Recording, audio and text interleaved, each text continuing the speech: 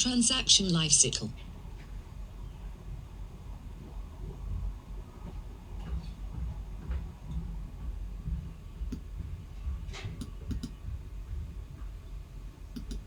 In substrate, transactions contain data to be included in a block. Because the data in transactions originates outside of the runtime, transactions are sometimes more broadly referred to as extrinsic data or as extrinsics. However, the most common extrinsics are signed transactions. Therefore, this discussion of the transaction lifecycle focuses on how signed transactions are validated and executed. You've already learned that signed transactions include the signature of the account sending the request to execute some runtime call. Typically, the request is signed using the private key for the account that is submitting the requests. In most cases, the account submitting the request also pays a transaction fee. However, transaction fees and other elements of transaction processing depend on how the runtime logic is defined.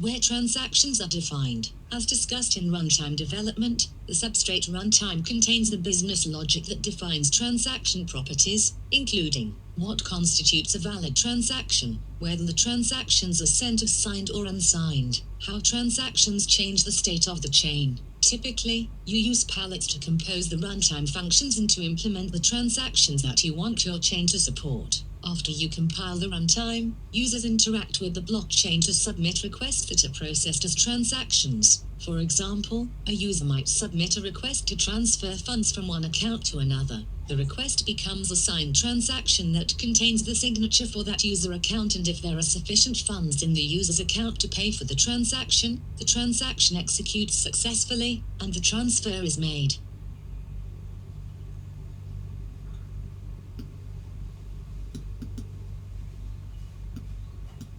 How transactions are processed on a block authoring node. Depending on the configuration of your network, you might have a combination of nodes that are authorized to author blocks and nodes that are not authorized for block authoring. If a substrate node is authorized to produce blocks, it can process assigned and unsigned transactions it receives. The following diagram illustrates the lifecycle of a transaction that's submitted to a network and processed by an authoring node.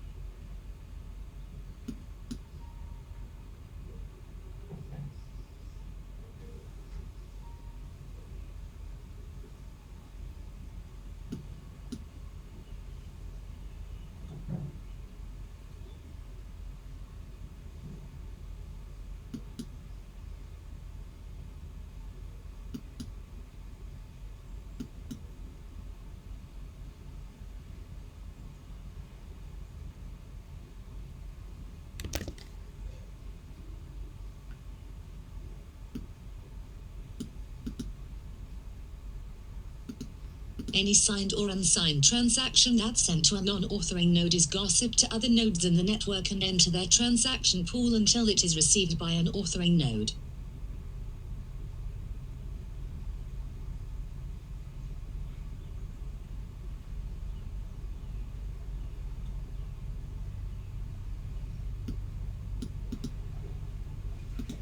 Validating and queuing transactions. As discussed in consensus, a majority of nodes in the network must agree on the order of transactions in a block to agree on the state of the blockchain and to continue securely adding blocks. To reach consensus, 2/3 of the nodes must agree on the order of the transactions executed and the resulting state change. To prepare for consensus, transactions are first validated and queued on the local node in a transaction pool.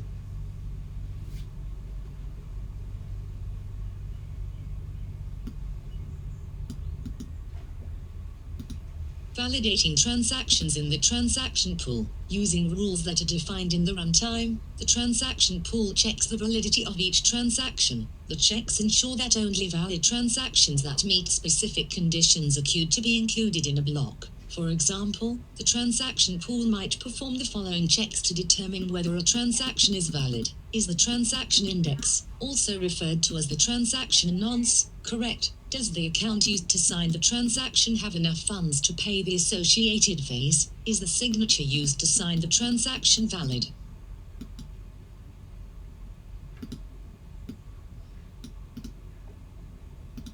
After the initial validity check, the transaction pool periodically checks whether existing transactions in the pool are still valid. If a transaction is found to be invalid or has expired, it is dropped from the pool. The transaction pool only deals with the validity of the transaction and the ordering of valid transactions placed in a transaction queue. Specific details on how the validation mechanism works, including handling for fees, accounts, or signatures, can be found in the validate transaction method.